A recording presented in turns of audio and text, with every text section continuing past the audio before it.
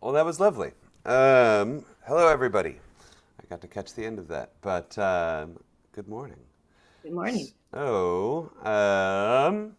I believe I've forgotten that I am actually running this meeting for Josie. I ran the board meeting on last Friday. I was like, done. But in fact, she does not return until later today. So I'm going to, I guess, formally call this meeting to order, assuming that has not already happened. And if it has, thank you, whoever did that. First up, we have to confirm the meeting notes from last general meeting. And in doing that, Grace Ann, did you have corrections? You're muted. Sorry, no, I was just fixing that light. Oh, It's got creating it. a glare. Well, so if anybody does have anything they'd like to change about it, now would be the time. And raising your hand is a perfectly suitable way to do that if you want to. But I don't see anything coming up. So great.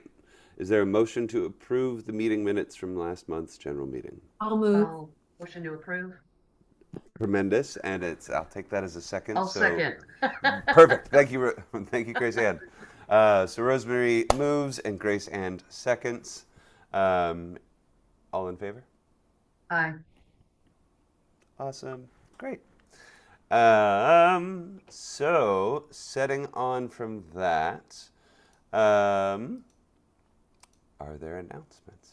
Does anybody have anything they'd like to add? We're going to do a treasurer's report in a bit, but Peter? I've already said this, but just to remind everybody to make sure that you vote today in the national election. You should make sure that you do that. You log on to MTNA and you cast your vote. It's for the officers this time. Okay. Excellent. Thank you, Peter. And does anybody else have something that Jensina? Oh, and Karen, I'll get to you in just a sec. Hi, everybody. I just want to say it's so fun to be back in Seattle chapter. I'm still in Edmonds, but I started my Washington um, membership in Seattle 20 years ago and then kind of dropped out and moved more north. Anyway, it's just great to see you all. For those of you who teach on the north end of town, um, Shoreline Community College has kind of like a community outreach arm called Shoreline Continuing Education. A lot of community colleges have that community outreach. And I'm doing a summer camp this summer, the week of July 21st. It's for kids 8 to 11. And the morning summer camp is a little bit of music, rhythm ensemble, a lot of art, poetry. It's called Music and Art Summer Camp. And then in the afternoon, I'm doing a elementary piano intensive for your kiddos that are like really into piano. We'll do piano teams, composer spotlights, a little bit of composition. And for both of those camps, there's a Friday afternoon performance and art show, and there'll be art in the afternoon camp as well. So just email me if you have any questions and keep that in mind for your kiddos that might need a summer camp. Thank you, Jensina. That sounds awesome. Karen? And we still have a little bit of room left on Saturday, March 22nd at Crossroads Mall Market Stage for Bach's anniversary concert. So if you want to register, no matter how many or how few minutes, just send me an email or text me. We filled up Sunday. Tremendous. And this is happening at Crossroads again, you said? Yeah, Fantastic. Could you say the day again for the meeting minutes? sure. It's Saturday, March 22nd, from 10 to 5. There are a few openings remaining. And that's at Crossroads. Crossroads Mall in Bellevue on the market Great. stage near the food court. Okay, thanks, Karen. Thank You're you, welcome. Karen. And then anybody else have updates or news to share? Katie? O'Rourke? Oh, and Jessica, I'll get to you in a second. Hi, I just wanted to remind everybody about the Musicians Wellness Cafe that will be on March 4th at 10 a.m. I'll put a link to sign up for that in the chat. The Zoom meeting link is always the same. And last month, Rosemary shared with us, and it was really a nice meeting. So I hope that you will consider joining us for that. Awesome. Thank you, Katie. Jessica? Good morning, everyone. I'm here to talk about the SMCA social events that are coming up for March. So in about a week, on Saturday, March 1st at 5 o'clock p.m., we're going to do the dinner party series that's going to take place at Katie's home, Katie Levine's home. So this is a completely free event. It's not a potluck. You just show up. But if you do want to help in any way, I would reach out specifically to Katie, Levine, or myself. But please don't feel obligated to bring anything. Just bring your appetite and just get ready to have fun. And then also on Friday, March 28th at 7:30 p.m., we're going to back to the Mini Hall series to watch the Silk Road Ensemble. And the name of that concert is going to be Uplifted Voices with special guest Pura Faye. So what's special about this relationship with Meany Hall is they give our organization a 50% off discount, teacher discount, and you could also get up to 2 free student tickets along with that half off discount. Now, you're welcome to come with the group where Sophia and I will purchase tickets ahead of time.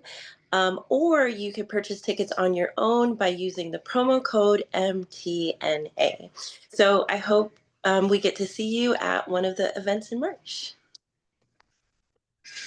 Awesome. Thank you, Jessica. Totally. Yeah.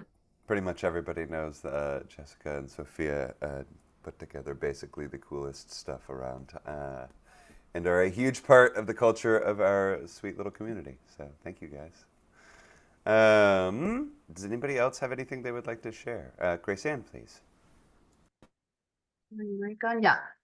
Just wanted to share that we have another annual traditional live recital held at the Hearthstone again this year. They have a nice little Steinway piano. That is Sunday, March 23, 2025, and I will put that in the chat. There will be 2 recitals. It runs from 3 p.m. to 6 p.m. We'll run the first recital at 3:15, and that'll go for an hour, roughly an hour, and then a break, and then the next recital at 4:45. It's traditional recital for students age 8 through 18, and they will be playing for the residents of Hearthstone as well as family and friends like normal. And the one requirement is students do have to mask up because Hearthstone is still requiring pretty strong health protocol. So they do require students to mask. So if your students performing that, let them know. Awesome. Thank you, Grace Ann. That reminds me, as far as reporting on things that are already passed, thank you everybody that took part in the online recital at the beginning of the month. I should have the recording out soon, but a couple of you are in here, and teachers, that is. And I really appreciate the participation. It's so fun to see an ever more sort of broadly sourced group of students in their journeys. So thank you. That was a ball. Does anybody else have anything they would like to bring up? Or to Lee, please. Hi, I don't see Mona here, so I thought I'd throw in a reminder about the music literacy program, which is still a little ways down the road, but I'm going to be helping with that. And I think my portion of it is going to have to do with volunteers and scheduling volunteers, especially the ones who'll be working at the table and things like that. So if you have any questions about that, we'll be getting in touch soon with people who had said that they would be interested in participating with that. And I don't know the dates off the top of my head, but it's in May, I think. Thank you, Lee. I think it's May 10th and 11th at Cornish. That sounds right, because it's Mother's Day weekend. So that would be the second weekend, right? Yes. Tremendous. And briefly, Jessica, do you mind repeating the dates for the social events? We had a question in the chat. Absolutely. So the dinner at Katie Levine's home is going to be Saturday, March 1st. March 1st at 5 o'clock p.m. And then the Mini Hall series, where we're going to watch the Silk Road Ensemble, is going to be Friday, March 28th at 7:30 p.m. Thank you, Jessica. Leanne, please. Yeah, hello everybody. Sorry, I'm getting over a cold, so I cannot talk very well. The Simon Fizet composition competition is going to be happening again this year. I'm trying to chair it to pull it back. So if you have students that compose, even if it's their first time composing, we have that. The registration is going to be opening on March 1st. So about a week from now, it'll stay open all of March to give everyone a chance to kind of get in the swing of things, and then have a month for the adjudication. So keeping kind of the same format as past years, but basically want to make it accessible to everybody. The one change I'm doing is I'm not requiring recordings just for accessibility, although obviously encourage your students that recordings will help make their application that much better and are fun to do. So let me know if you have any questions on that. Awesome. I'll- Kathy, please. I have two announcements.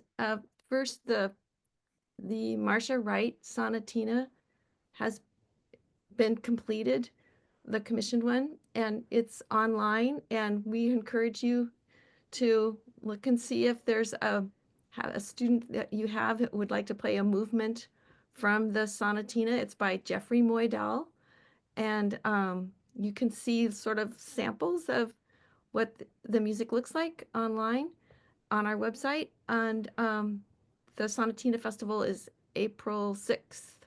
So it would be great to hear your music. And another totally different thing. We're going to Seattle chapter will put a basket in the state conference basket auction. And so at the board meeting, we came up with 2 ideas for titles of the baskets, and I put them in the chat. And if you have any other ideas, I think you get the idea where we're going there. But if you have any other fun suggestions for theme related to meowsical moments, we would love to have it. Thanks a lot. Thank you, Kathy, for the courage to say those words out loud. Anne, briefly, do you have anything to share from the treasurer's side of the world? Well, I can tell you, let's see, I can give you some idea of where things stand as of the end of January. Our checking account was at around 6,643, which I know is several thousand less by now because we've had a lot of Simon Fizet piano expenses. And Dorothy Woodcock, that account is standing at 165,000. And the Willard Schultz account is at 30,000. So we have our investments total 195,000. And otherwise, we're paying our bills and things are moving along as expected. So we're doing well. And we've had a great year for membership. It's like we've had about $2,000 more than we budgeted for, than we were expecting. So it's been amazing. And I think that's all, unless there are any questions. So much, Anne. That sounds great. Particularly the part about doing so well with membership. But it all sounds great. Okay. Is there anything else? I guess, do we need to vote on a treasurer's report approval today? No, okay. Are there any other announcements or anything anybody wanted to bring to our attention? Karin? I have a question. Maybe I'm muted. You're not.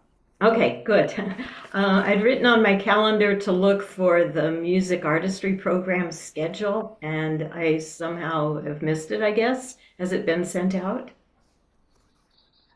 Yes, Karen, I think no, wait. Are you on my day? I did send out the day if it was Saturday. Let I me only, double check. I only have one student, so I might have been overlooked. Oh, I don't know if you were on my day, but I'm gonna go take a look at it right now. Thanks. I think we all received emails, but I thought I saw your name on the schedule too. So I think you're I hope there. so. Yeah. Right, I did send it. Oh, yeah, it looks like you are. Yeah, I'll re-email this to you. And which email is it going to, please? Oh, it's going to Karin A. McCullough at Hotmail. Is that the correct address? Yes. Huh. Weird. Yeah. Got sent through. I'll send it again. Tell me if you don't get it. Thanks. Yeah. Excellent. Well, that's resolved. Anything else before we get into the meat of our meeting? All right. Well, in that case, it's time. Peter, would you do the honors? You will have to unmute. Sure, it gives me great pleasure to introduce Dr. Theresa Bogard, who is, there she is, and she is the professor of piano at the University of Wyoming. She has studied all over the world, pretty much. I mean, she's studied in Australia and in forte piano in the Netherlands, and she teaches in Wyoming, but also in Italy and in Germany, and she is in Brazil, and she does incredible, wonderful things, and she can play like nobody's business, but more, and she is the MTNA director-elect for the Northwest Division, which is a wonderful thing. But more than that, she's just a stunning human being. She is funny, she is considerate, she is kind, she is incredibly talented, and she is incredibly modest. She's shy, but she's lovely, and she's here, and she's going to talk to us, and it gives me incredible pleasure to introduce Dr. Theresa Bogard. Hi, everybody. That's a hard introduction to follow. Wow. Okay, so I am going to talk about technique. And you have to know that mostly I teach transfer students. I have taught young kids at various times in my life, but I don't have a lot of time. So right now, 100% of my students are transferred students. And Peter can tell you I'm pretty OCD, and the way my mind work is very like this. And so I have this way I approach technique that is kind of linear. I have technique divided in my head in various categories, and I have a linear thing for each of those categories. And I will show you this when I share my screen. So what I do when I take my students is I think about those categories and I see where they are. So if you raise them yourself, from when they were pups, then hopefully they don't have any issues and you don't have to fill in. But since we have to fix them from where they come, I have made a thing. So I have a PowerPoint that I'm going to show. And then if you want me to talk about stuff, I can unshare. I tried to figure out how to make it so I could go back and forth easily, but I will have to unshare and then share again. So some of it is going to seem very basic to you, but I just want to go over very beginning things because I have students come who sit too high, sit too low, sit too close. All of these issues that one would hope are taught well in their beginning training, but most of my students don't have ideal training. And I have a 13-year-old right now that also came with just scary training, and he's playing the Chopin Grand Valse Brillante right now, but he couldn't play a scale, not even a C major scale. And so I'm trying to fill in the gaps to bring his actual knowledge to where he wants to play. And he's made massive progress, but this is the kind of thing I have developed it for. So am I co-host now already? Yes, you. Oh, great. Great. Okay, so let me share this. Okay, and I'm going to put this. Okay, so if you want to see me more clearly at any point, just tell me and I will stop sharing for a sec. So I called it nuts and bolts because it's kind of how I think. Uh-oh, now it's not. There we go. beginning, whoops. Oh my God, and I don't know how to go back. Hold on. There we go. This is, I would hope, basic information for all of you. The level of teaching in Seattle is really high. I know this. So don't think I'm telling you because you need to know. I want you to understand how my brain works. So I look at their bench height right when they come in, and I see, are they sitting high? Are they sitting low? Are their arms like this at the keyboard or like this instead of kind of parallel? I am at a piano, so, you know, we could talk piano stuff. So I like everybody sitting kind of so that it's parallel with the floor. And then I don't like kids' feet to dangle at all. Even if you don't have a pedal extender, I think you need something so that they develop this kind of correct body position right from the beginning. I don't use this distance from the keyboard with this, but I know a lot of people do. For me, I know if I'm too close or too far, but if I can get around in front of myself. And so that's what I'm looking for when I'm seeing kids too. If they're too close, they'll be like this, right? And their arms are right to the sides of their body and they can't move. Or if they're too far, they have this kind of look, right? You can see it changes the angle of my arm. So I like it so that this is like this. So those at the very first lesson, I'm looking at all of that stuff to see if they're set up well right from the beginning. So this they should have been taught when they first started lessons, but often they're not. So you'd be surprised at the stuff I get even at the collegiate level. Oh, and I can share this with people if you want. Okay, so hand position. I like to use this as a perfect hand position. This hanging here. I'll see if I can get high enough so you can see it well. That is just our natural hand position. If you bring it up without changing the wrist and turn it over, that's a hand position. So you can use the ball thing. I don't care what you use to do it, but I like to use it. This is natural. And, you know, I see kids who have this shape, right? But you wouldn't walk around with that shape. You can tell that that's not relaxed, or this, you know, when you get the wrist with the arch collapsed. So I like to use this. This is a natural hand position. Bring it up without doing that and place it on the keyboard in the same position. So that it's straight and not like that and not like that. So I'm watching their hands and then I'm using this like guide. Well, what do I need to correct in that hand position? So I'm a sabbatical replacement at CU Boulder this semester too. So I'm actually in my office at CU. Why I decided to teach 2 full-time jobs, I'm not sure, but here I am. So I just had a freshman at CU Boulder, right? Big school, come in with a fully undeveloped arch like this. And I'm trying to get him to understand even what an arch is and that it can't be squishy like this and that this is not helpful or useful. So I'm watching, this is what I'm going from. I observe it, I check it, I make sure it's what I want or what I think they need. It's not what I want. I'm trying to prepare every pianist I teach to be able to play long-term. Whether they have a career or not, I don't care. I care that they play competently. Oops, now I didn't do it again. There we go. So one of the issues I see often, and we're just talking about developing the hand itself, is a poor arch. So I do this interesting thing. I think you can see this. Okay, I will have them, they're sitting at the piano too, and they'll put their hand this way so that they can see my hand and I can see their hand. If you do this, the arm is relaxed on the keyboard and then the arch comes from there. You can see that I have the size, like I have a small hand, so like a ping pong ball underneath. My arch isn't soft. That's a soft arch. But when you push on my arch now, it's firm. And that firmness has developed over time because my teacher helped me develop it. So I show them about the arch. I have them push on my arch. I do this. I have them push again.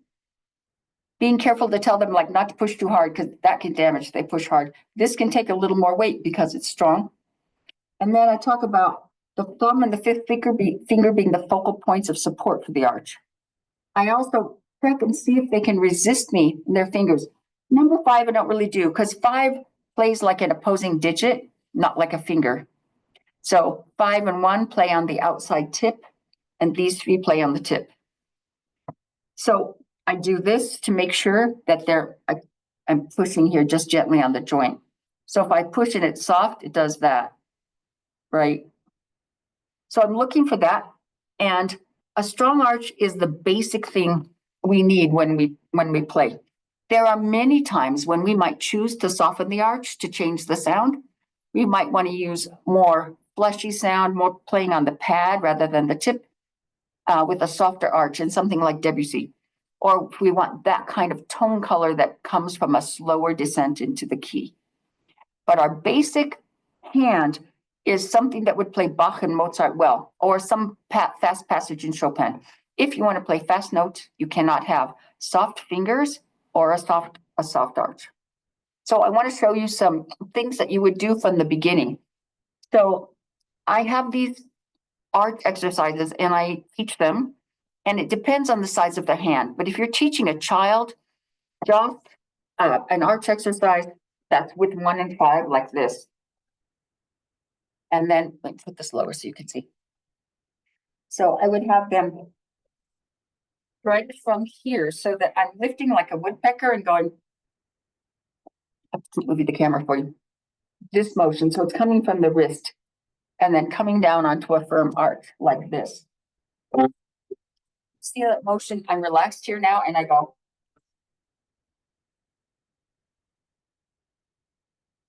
But if you're getting this kid when they're a little older, the 5th is too small for the hand. You want something that's comfortable. So I use a first inversion chord going up. So it would be like this. The idea is that you lift and strike quickly, and so that the arch has to support the hand coming down. Here, I'm just resting. Then I lift, strike very fast. So if the arch is not firm, you get this. Keeps that. And I go all the way up in that slow tempo, and then I change to the 6/4 chord, so 3 in the middle. And they come back down.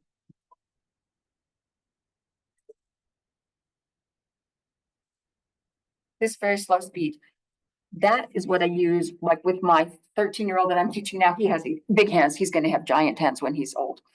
So I use that one with him. But if you're doing with a young child, you would want to do that one with a 6/3 chord and then 6/4 chord coming down. So when you're developing the arch from a child, it's really important that they learn how to play all their tonic major chords. They can go over this all white note. Not thinking about this yet. Just playing the chord itself will help them make the arch. So, and then they can play F. So when they learn their 5-finger pattern, say, right after that, chord is huge. It's developing the hand. Theresa, I hate to interrupt. Are you going to be using the piano regularly throughout your presentation? Well, I don't have to, but kind of. I love it, but just out of curiosity, do you know how to turn on original sound? Oh, shoot. I'm so sorry. I do. Sorry. Tremendous. Oh, my God. Hooray. Okay, let me Thank stop you. sharing so I can find it. Sorry, I have it set up. Oh, my God. Thank you. Totally all right. Yeah, I just forgot. Yeah. Thanks for the reminder. That's okay. Thank you. Okay. How's this?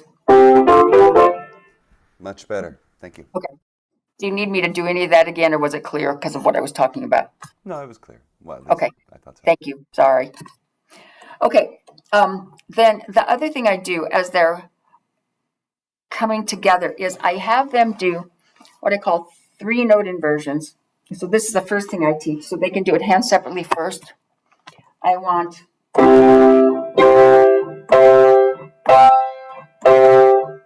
would be the first exercise. After that, another octave. And then hand separate, left hand do it. And then, so everything I do has an A to Z progression. So the next progression would be this. And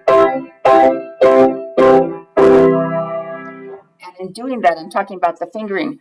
This 3-5-1 for thirds, 2-5-1 if there's a third and a fourth, or 1-3-5 if there's a fourth and a third. It's really important that they start understanding that structure for inverted chords, that it's not always this, or they're going to do odd shapes in their hand. That's why I do this.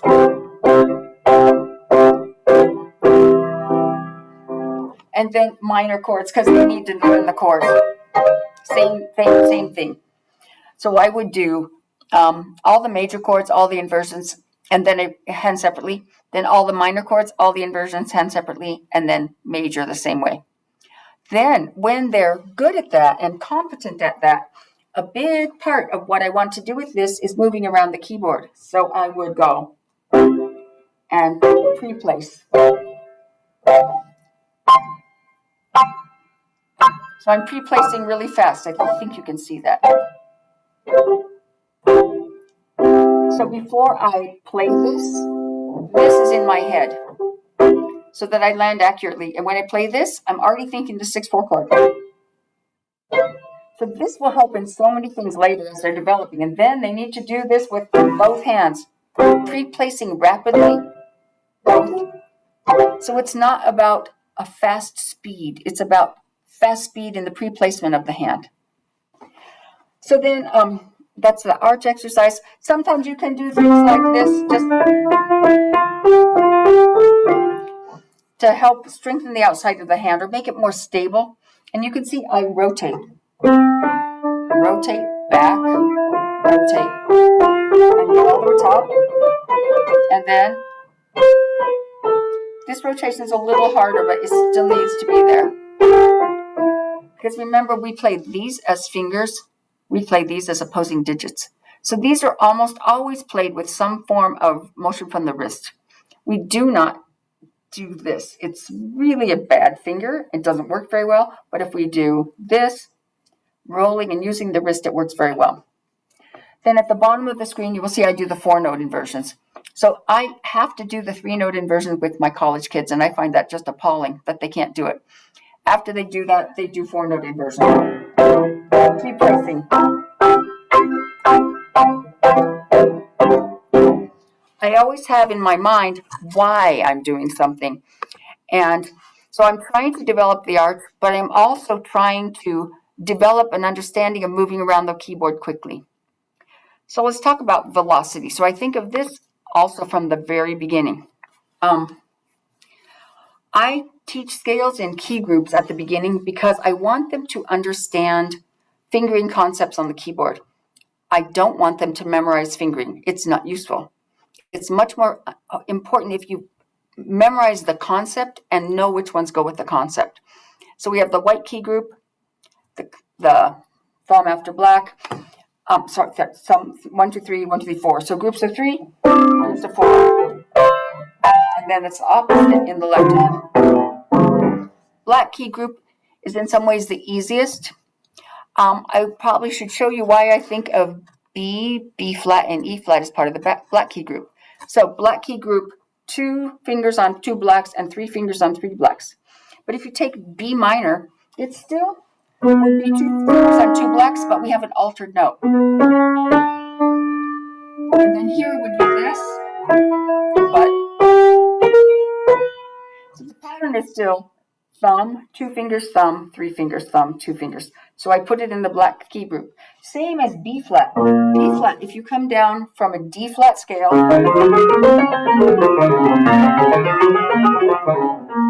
teach natural minor first. They get that connection more rapidly. So you just take the same fingers you just used to. Then if you change the form of minor, you still have group of 2, group of 3. So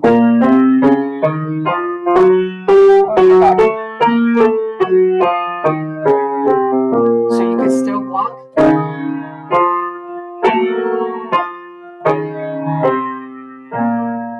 E flat works the same way. And those two are really confusing scales for students. But if you can get them to understand that they block the same as the relative major, now I'm on the minor.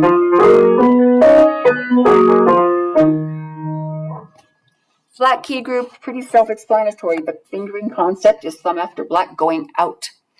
So it has to be going to the outside of the keyboard. So it's useful to have the students play the left hand first, going down and coming back up, and the right hand going up and coming back down, and memorizing where the thumb happens. The black key minors, G sharp, C sharp, and F sharp, have the same fingering concept as the flat key group.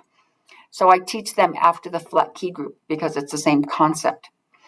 So if you teach a student a concept, they have it forever. If they memorize a scale fingering, all they have is memorizing a scale fingering. They often don't transfer it to the next scale that's identical in the fingering concept.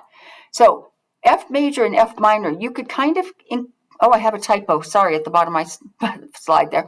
In the black key group, you could kind of think in F major and F minor because it's a note, 3 fingers, note, 2 fingers, note, 3 fingers, note, 2 fingers. So, 4.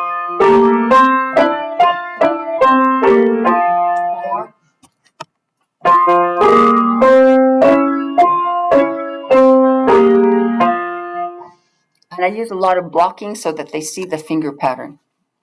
So break in with questions anytime, okay? I'm happy to answer questions. Okay, so then that's the first thing I do when they start scales. At the very beginning, they do 5 finger patterns. 5 finger patterns are not helping us with the scale. They're helping with technique. So it's just getting the fingers to move, and it develops a little bit of the arch. What's good after the 5 finger pattern is what we said. Super important. Okay, so doing 5 finger patterns in all keys is important. But something like F sharp, this is not useful as it applies to scales in any way, and it would not be something you would ever use in a piece unless it was completely atonal and you did a pattern that was progressing up half steps or something.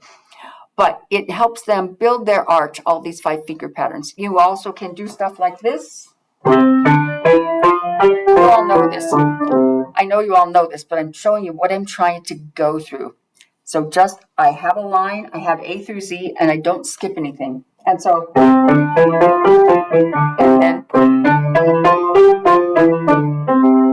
and then when I know them all, I'm going to play this faster than they would do it. So there we go.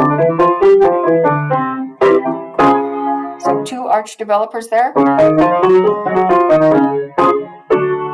But then, while they're doing that exercise that goes all the way up, I ask them to switch articulations. So I will say left hand staccato, and we'll go.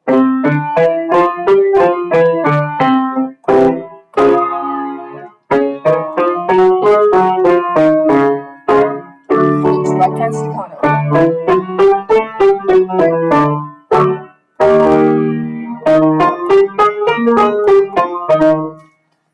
So I did 2 things with that.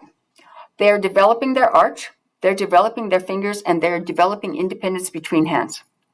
So that's why it's important not to skip those. Then we would go to scales and tetrachords.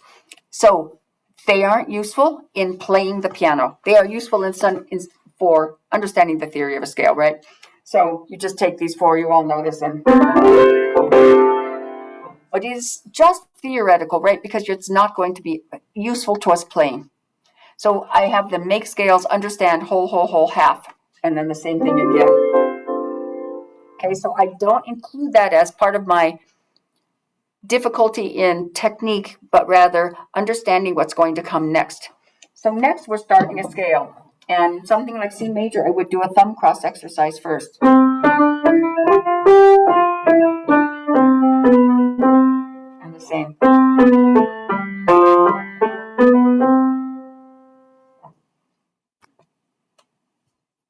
Okay, so then this is kind of how I start my scales.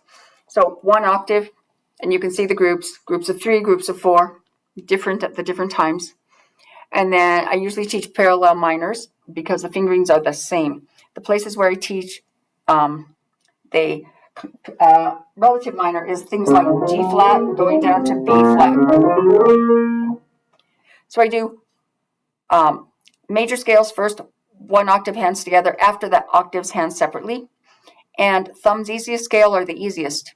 So I teach the C major first because it's all white and it's easy to understand, and those 5 that go with it. But then I go to the B major, F sharp major, and C sharp major because they are easier to play.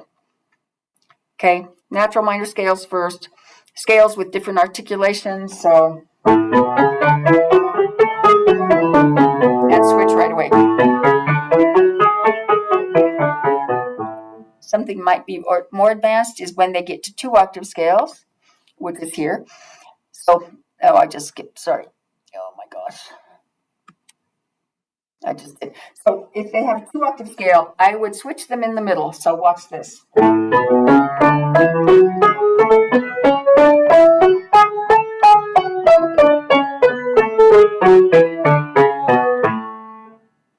It takes way more control than you might imagine to be able to do that. All of that is for independence between the hands. I also do play one hand louder, play one hand softer in these early things. So I could be one octave scale, left hand fortissimo, right hand pianissimo. And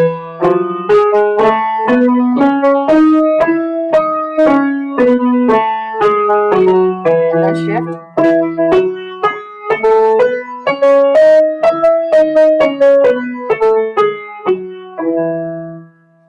So all of them, they're not just exercises for the point of it. They are exercises because I want something. And what I want is better independence between the hands. Then 4-octave scales, you can do lots of things. You could play a big crescendo up and back.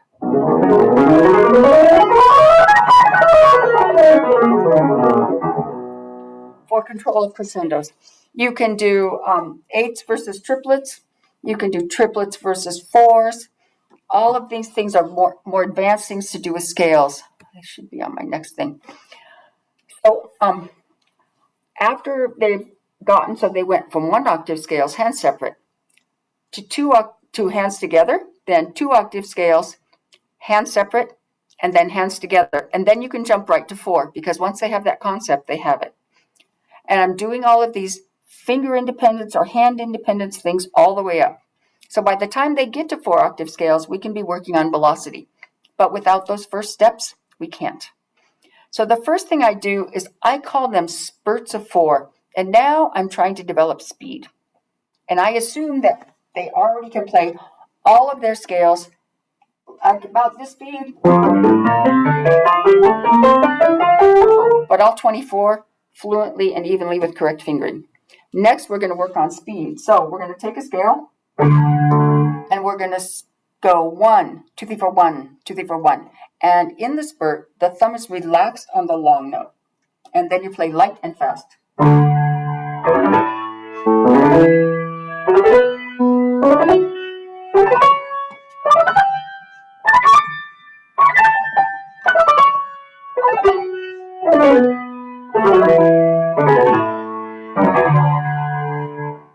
What I'm trying to get here is for them to understand the concept of mental grouping.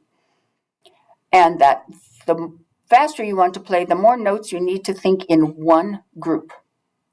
So I make them do this in all keys, spurts of 4. And then after they finish, I have them play in 4s.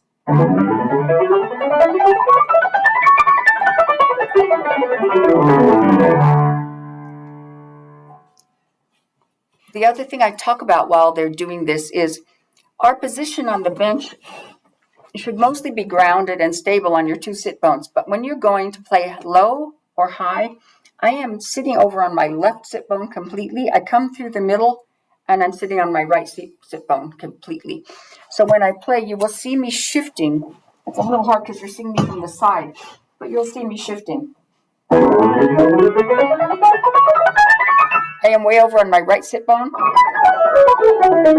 Here I'm in the middle. And here I'm a little bit on my left sit bone. If I was going farther, I would be very far on my left sit bone. So then, after the spurts of 4, I'm still working on grouping more notes into one thought process, and I will do impulses of 7. So we would have, oh my God, wrong key. And on this long note, there should be loose. Loose.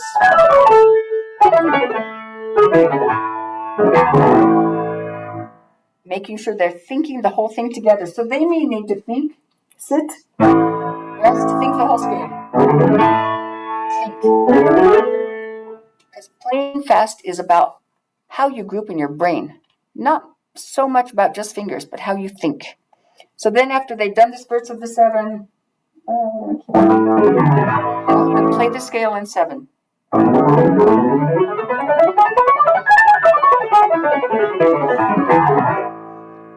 They can also do that slower as long as they're grouping So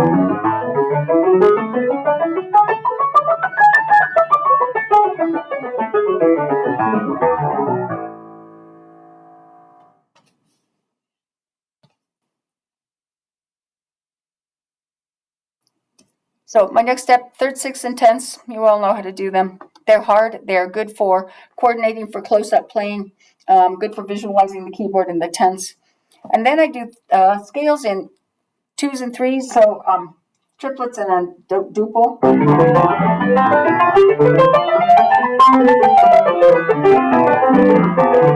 then I have them switch.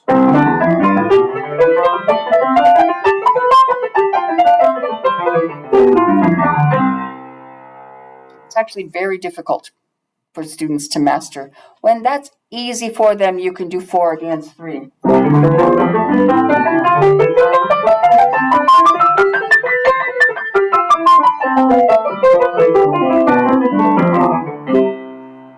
So this is working on scales, but it's also working on rhythm and being able to play 2 different rhythms in one hand effectively. So those are super useful. Okay, arpeggios. So you can see how my brain works. Arpeggios are the same thing. I have an A to Z plan. So first arpeggio, I just want to teach them what they are, right? So you're going to, and I know you all know this, okay? So the next thing though is learning to cross the thumb in an arpeggio. So I teach arpeggios by what shape they are. So we have white, white, white. So C, E minor, D minor, F major, G major, G major, A minor, and that's it. Those are the whites. And then I teach white, black, white with a wide black. So that is D major, E major, A major, the wider third on the bottom. And then white, black, white with a narrow third, which would be C minor, G minor. So I'm always looking for hand shape because hand shape influences the arpeggio fingering. And they will have reinforcement of this as it goes along, but really arpeggio fingering often comes from the 4-note inversion, which the hands aren't big enough to do until later. So I teach it by all the white, white, whites together. I just make them a lump and I introduce them in this way. And then we have black, white, black, which is A flat, E flat, A flat, B flat, D flat, all of the ones that form that shape. And then the narrower one, the minors. Because those scales that have thumbs and 2s and 4s are the easiest because the fingering never changes. You just start on a different finger, but the pattern never changes. So I do all of those hands separately first, 2 octaves, and then I get them hands together, 2 octaves, and then 4 octaves. So root position first, 2 octaves, all the inversions, 2 octaves. And then root position 4 octaves, and then add the inversions. So I have them, as they are good at their things now, I talk about arpeggios grouped in 3s, which I'll try to group a little more obviously so you'll hear it's not very attractive.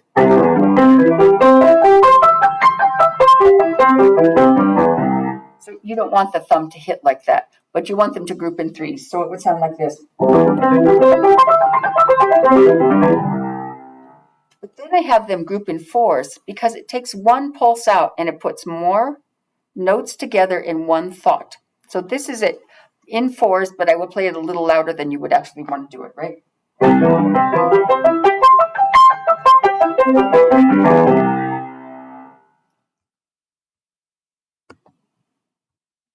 And then in 4s without hitting it so you can just hear it normally. As opposed to 3s. 4s. I don't know if original sound is good enough to hear that, but can you guys hear the difference between the grouping in 3s and 4s? Yeah. Okay, so it's again trying to group more notes together to play faster and smoother. Okay, so now we're up to voicing. So this starts at the very beginning too. This 1 and 5 voicing thing is for small hands. So as you can see, I go through my different things, body position, scales, developing arch, scales, arpeggios, voicing. So small hands, voice 1 and 5. You play them both together, and you talk about throwing the weight back and forth. Sometimes I even have them do this.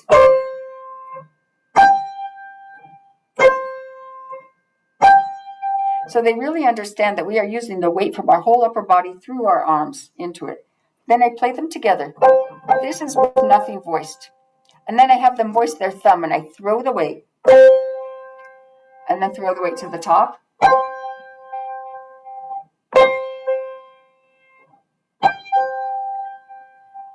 And we work on that on various notes until that's comfortable and they understand it. Then the next one, there's all 3 notes.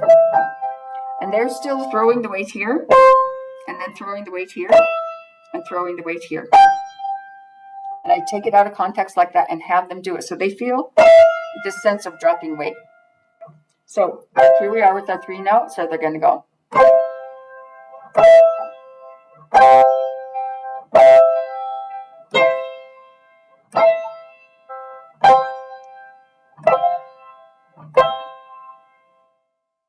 Then as the hand gets larger, I do it with an octave, or maybe a 9th if the hand isn't huge. So for me, my hand is getting smaller as I age. I would go.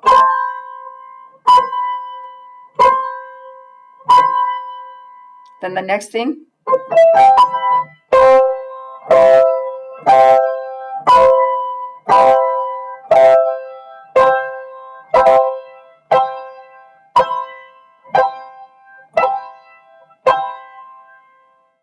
So understanding how to move your weight around within your hand so you can play multiple parts in one hand. And I have them do this with both hands. Then the other thing I do, often just to kind of make them see what you could do with voicing, is I do.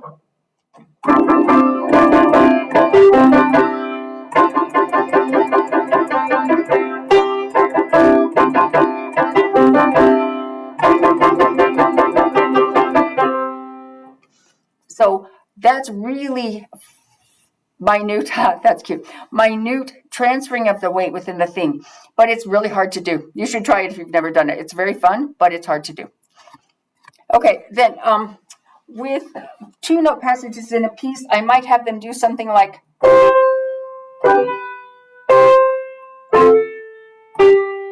so I played legato very loud and pianissimo staccato. And I really want them to exaggerate. It's not attractive practice, but it helps them. If they don't exaggerate, we get this.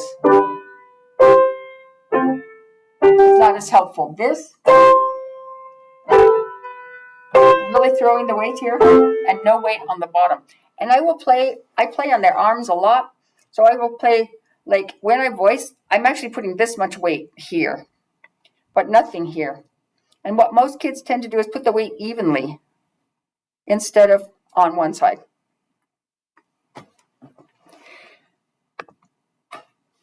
Okay, octaves. Not going to start these until their hand is big enough. I really don't believe in giving a 6-year-old a bunch of stuff with octaves. I don't think it's great for their hand, unless they have a big hand. But I like to wait until the hand is actually at a size when it can play octaves healthily. And so I don't do tons of octave stuff until they're a little bigger. Teenagers are, my 13-year-old has enormous hands. He could do this. I didn't get him till he was 13, but he's never done octaves in his life. So octaves in general are coming from here. When I was taught that they were here and here. But I can tell you that this lever, when it's used, almost always comes with a fixed wrist. And this is not going to be fast or wonderful for the hand, because with the fixed wrist comes that, almost always. So I never think of the octave as coming from the elbow, always from here. So when you're doing octaves, I don't think that the hand is moving up and down, although this is what I was taught.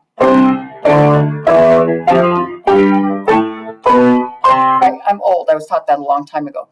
But in the end, the motion is much smaller. If you think you're going sideways and kind of bouncing along,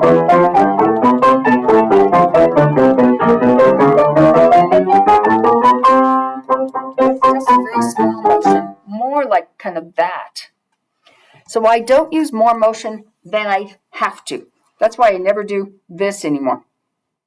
Right? If I need a loud octave, I'm going to drop my weight on the key. And I'm not going to go. I don't know if you can hear, but that makes a horrible sound. When you come from the elbow and fix the wrist, the sound is really harsh.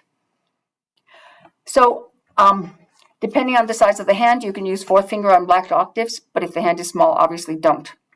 You don't want to twist your hand to play octaves. So that's why I like, I use 4 because it hardly changes. My fourth finger is a lot longer than my fifth, and I can play a black octave with my fourth without displacing my hand at all. But a small person's going to have to go back in and out on the keyboard. For broken octaves, this is just a practice technique. If you have, I practice first, and then rolled, and then. So it helps. So play the octaves as a solid first, being loose from the wrist, the same way you would want to play the broken one, and then as a broken chord, and then the broken octaves. Okay, tonal control. If my total OCD personality is making you crazy, you just say something. Because this is how my brain works, right? So I see where every kid is and all of these things in my brain, and I kind of have this inside my brain all the time. And so they have bad tonal control, which a lot of them don't know how to make a sound. So you need to teach this right from the beginning, dropping of the arm with weight. And I teach it with kids with a braced finger like this. Okay. So I just take it, they drop it, and I'm bracing the finger because these are little hands, right? This is something they do when they're little.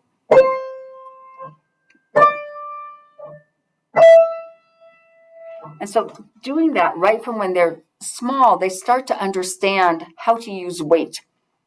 So I sometimes see kids producing a loud sound rather than dropping like this. They go like this. I'll see if you can see this. They push away from the keyboard like this. So I never push the keyboard ever. I drop. And you don't need to come from high. You can see I'm on the keyboard and I drop. There is a slight, to make a loud sound, there's a slight articulation. Like if you took a tennis ball, if you have the ball here, and this is your finger, it's going to come and it's going to hit the ball. That's that moment of pop. But then it follows through and relaxes. It doesn't go pop. So it doesn't go ba and keep pushing. It goes ba and releases. So it has a ta in the hand, ta at the beginning, and then it releases. But that ta has the weight behind it. That's why I can make a really loud sound on the keyboard. I'm here, I'm going to have ta, and I'm going to release. So you can see the moment of strike and then the release. So on the key, and then I'm just hanging there. I am not continuing to push. This is just a waste. So pressing the piano is a waste of energy, and it usually makes an ugly sound as well. You can play pretty loud pressing, but it's not great for your body. Then tonal control with soft things. I like my kids to understand that key speed helps control sound. If you push very softly, it will be softer. If you push very fast, it will be louder. If you want to have a soft, beautiful sound, you will use more the pad of the finger and push softly and push slowly. And I tell them to think like they're petting a mouse or something because it's a tiny motion, but there's a slight motion on the key. Let's see if you can see this.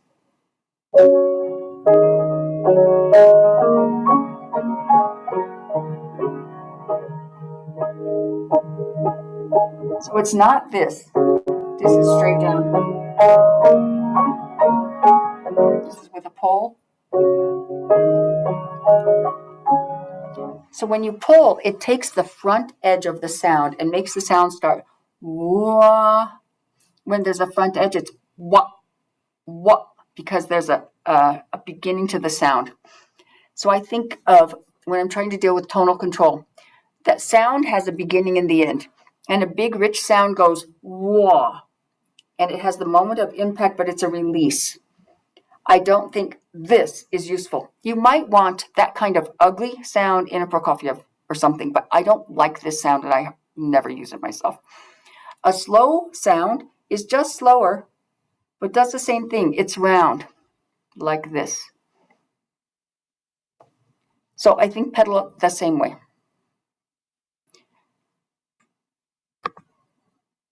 Okay, shoulder tension, wrist tension, we all know about it, but all the time, my students have it all the time. I watch for it myself.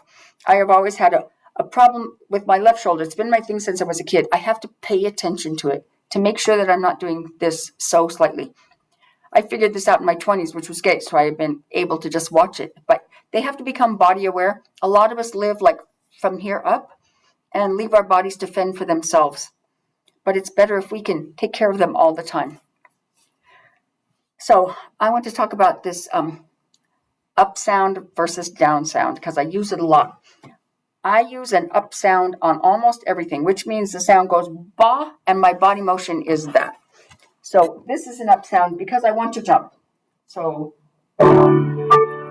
this went down, up slowly, I released up. This is the end of the same piece. That's a down sound. But if I play a down sound and try to jump, I'm going to miss my jump because I have left my weight at the bottom of the key. So it's sitting here and there's weight here. And now I have to get out and move. So anytime you have to move, you're going to do an up release.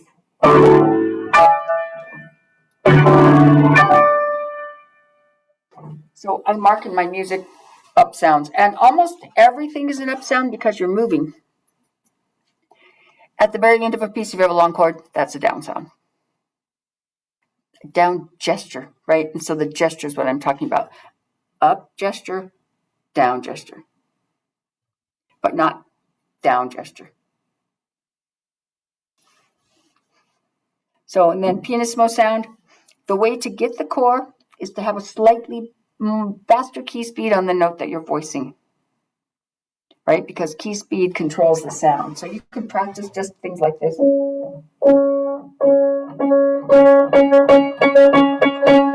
Just practicing controlling the speed of the key. So if it's like this, there's no core in that sound, and so it's not going to carry.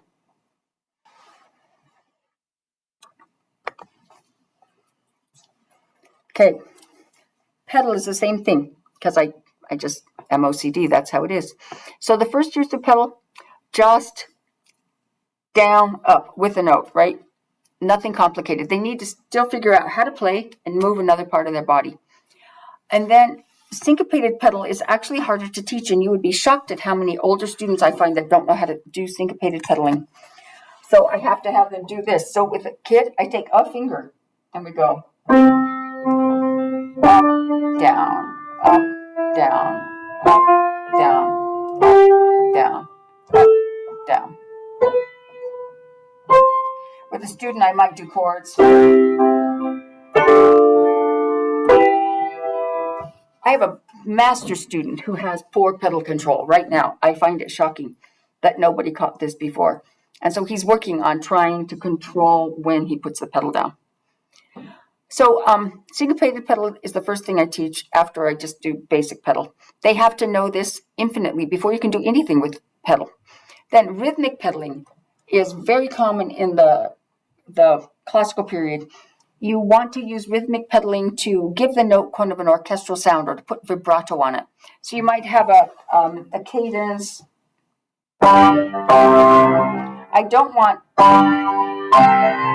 dominant pedal because it's not really in the style of a classical period piece.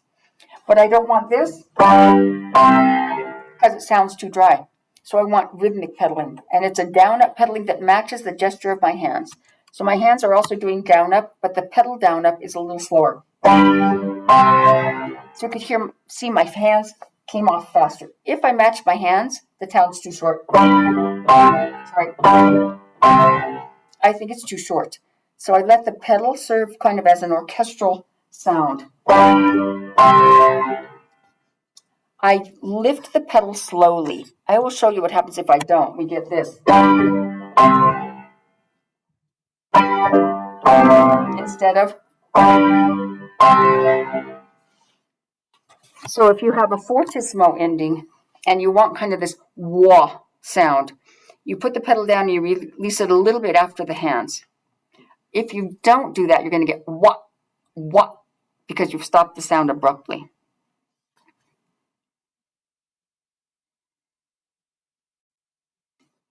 Okay.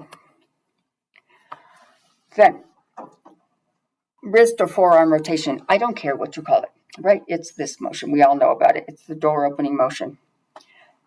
They have to understand right from the beginning that adjacent notes are played with adjacent fingers. And it's a combination of wrist and fingers. So when I'm teaching a 5-finger pattern, I am not teaching. That's all fingers. I'm teaching. There must be finger lift, but there's also this, because I really think that these act as fingers and these act as opposing digits. And I treat them like this from the very beginning. Okay? I have a college student right now today at CU that didn't understand that this finger doesn't play on the tip. If you try to play your 5th finger on the tip, you shift the whole rest of the hand. Trying to explain to him the difference, if you just look at a hand, we have these 3 and we have these 3. These play differently. They play mostly from the wrist and they play on the side with the tip. These play like fingers. So just the rules, non-adjacent notes are played with the wrist and forearm rotation.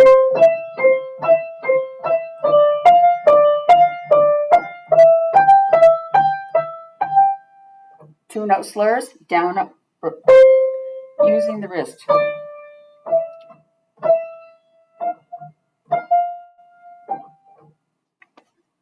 Okay, and then many of you have probably heard Marvin Blickenstaff, but I love this. And I can't remember the words for the last line, but I made up words that fit. So this is a thing he does with little kids, and it works really well. It goes, rocking, rocking, fingers to the steps. Rocking, rocking, fingers to the steps. Rocking, rocking, fingers to the steps. Now we make a circle all around. And when I saw him do that, I thought, that is brilliant. Just brilliant. And so I stole it, but I really don't remember the last line. So I don't know if that was the exact wording for the last line, but it works and it does the same thing of getting, we have rocking, and then we have that circular motion that we use so often.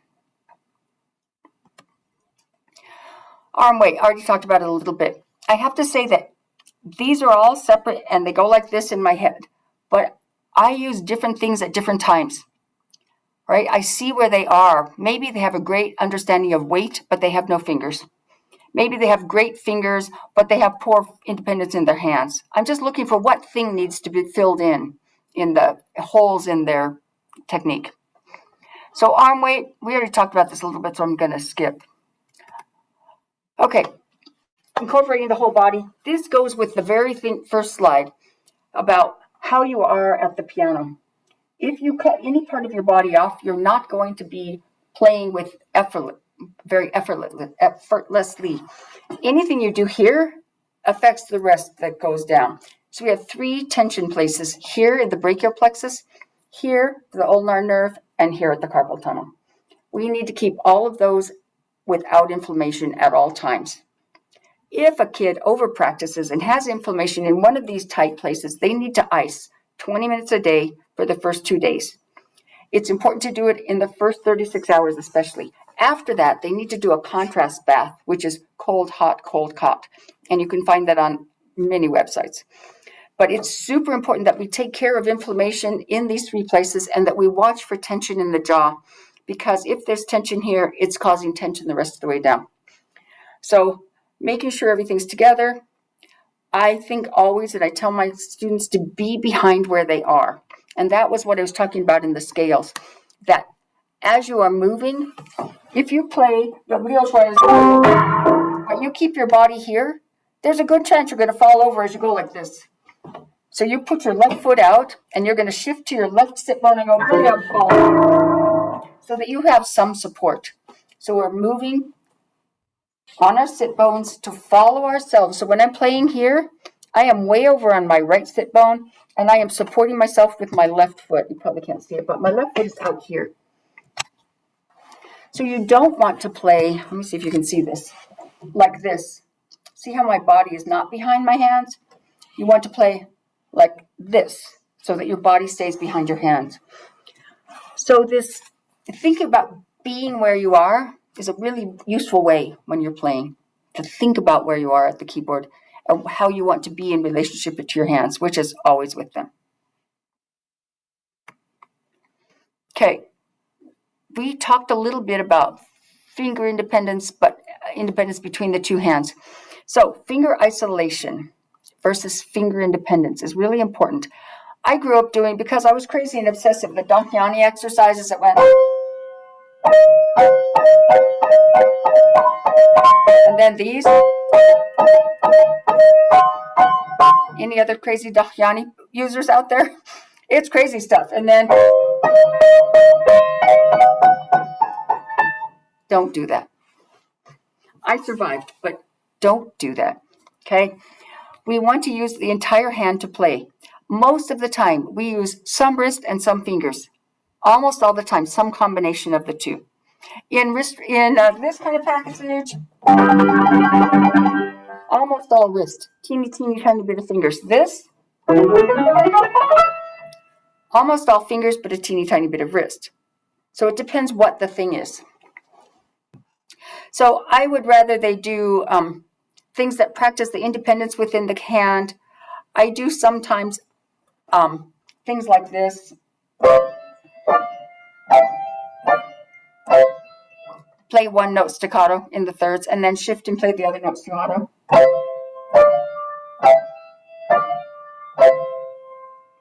It's not difficult, it's not hard on the hand, but it's very useful. I'm trying to leave time for questions, so Trills, let's just skip that. Yeah, good, because I want to see if you guys have thoughts or things you want to talk about. All right, I'm all yours. Go for it. I see there might have been a question. Was that for me, though? No, good. Oh, thank you. I didn't see that original sound thing. Sorry. Okay. Thoughts, questions? Well, that was fantastic. Is that at least that thought? But does anybody want to chime in or raise their hand or anything like that, or just jump in with anything at all? Peter, please. You're Peter. You're Good. There you go. Good. My thought is, thank God that was recorded, because there is so much information in there, which is wonderful, that I started taking notes and then I was like, no, I'm just going to let it all wash over me and then go back and look at 5 minutes at a time. Thank you for, this is wonderful information. Thank you so very much. So let me just, you get more questions if you want, but to leave you with something, what I do is I have this all in my brain. Each of the skills is separate, but we're using them together all the time. But I'm trying to see what's missing. What is that kid missing? He can play a scale, but he can't play an arpeggio. Does he not understand how to cross his thumb? What is the thing that's causing that technical problem? And usually it's some background piece they missed, like they cannot get a jump. It's because they can't even do this with pre-placing their hand. Of course they can't pre-place a jump because they've never learned to get around the keyboard. So I'm looking, it's not like I'm making them go through this whole thing all the time. I'm seeing what they missed and putting that part in to fill it up. Thank you, Laura. I learned the Dorothy Taubman method when I was in 40s. Or 39 from Helen Murray from Battleground. I find that helped me a lot for, when you, the rotation and the thumb for the arpeggios. I did it. And another thing, when I was little, my teacher had me to do the arpeggio like this. I don't know how to explain this. So it's helpful for my student too. Yeah. A lot of people have said that I kind of work like Taubman, but Taubman's pretty rigid. I like I don't dislike Taubman. It's just that I don't have the time to write in things. I want them to understand how the body works, and then they can apply it anyway. So like when you cross your finger at a scale, this is going to turn a little bit and this is going to come over. But I'm not going to go things like that, right? But if I know that my body, my wrist and my fingers work in conjunction all the time, then I'm much more likely to go finger, finger, finger. Oh my God, I have to cross. Boom, which is the tension part. Okay, Jason.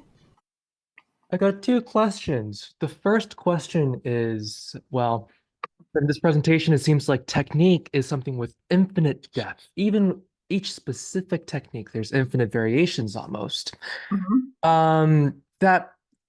That being said, it seems like it would take a lot of time to really give each one its nuance.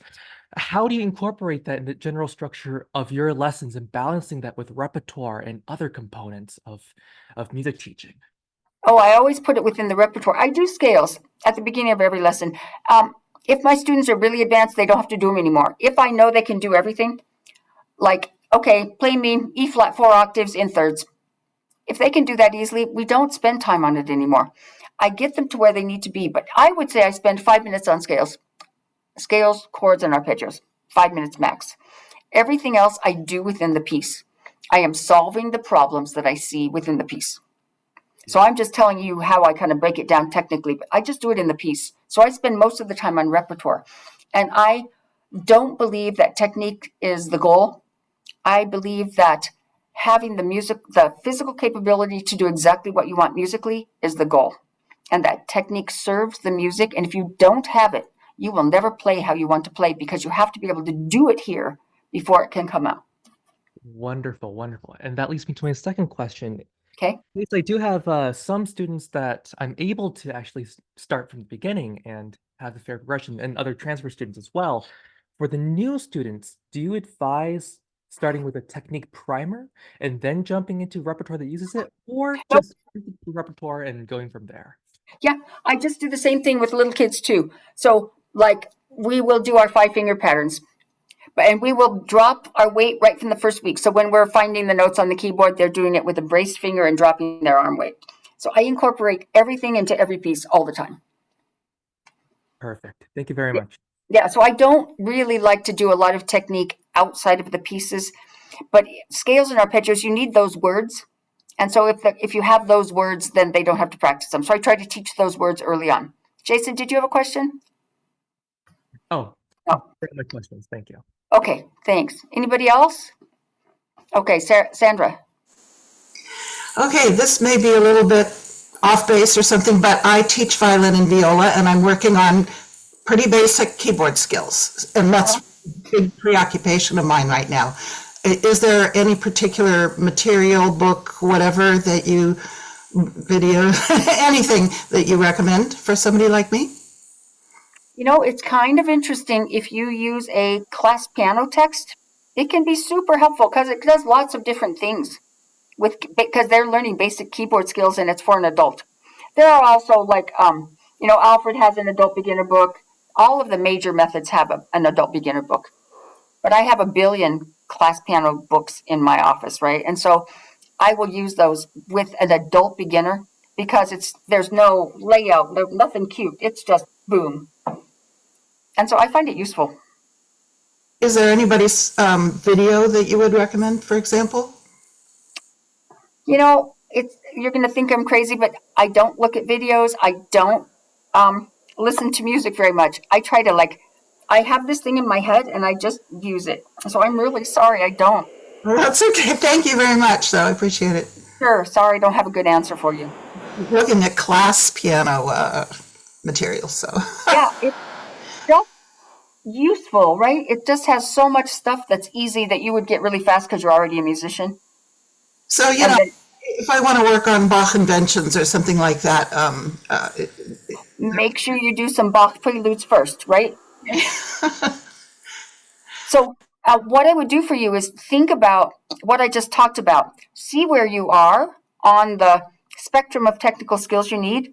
Choose some pieces that work on those technical skills. So the Bach inventions are great, but I would do the Bach preludes first. Right? They are wonderful things for technique building, and so are the early sonatas, early classical sonatas, Hummel, Clementi. They're really good for just learning basic skills at an easier level. But look at that list of kind of what you're going through and find yourself on it. And you can use it for yourself. Thank you. Okay. Thanks for all the nice notes, guys. Any other questions? You can always hit me up with specific questions. Just send me an email at the, I have my UW email and I'll always have that. And I have my personal email. You can remember this, rainbowpianodiva@gmail. Because I'm a piano diva and I used to live on Rainbow Avenue for like 28 years. So Rainbow Piano Diva. Okay, and the UW one is just tbogard@uwyo.edu. Okay, I hope that wasn't too overwhelming. You can tear it apart later and think about it, but it's how I approach technique. Somebody comes to me and they have a million holes. How am I going to fill the holes? By figuring out which one is missing, and then I fill the holes. That was amazing, Theresa. Thank you so much. Great. Thank you. It was great to see you guys again. I hope I see a bunch of you at the national conference. I think I'm sitting at the Wyoming table, maybe. No, I mean at the Washington table for the gala. Yeah, I know, I'm trying. Okay, anything else, or can I let you guys go for now? All right. Thanks so much for having me. It was great to see everybody again. I know several of you. And look me up at the conference if you're going, okay? Thank you. Bye. All right, take care. Bye-bye.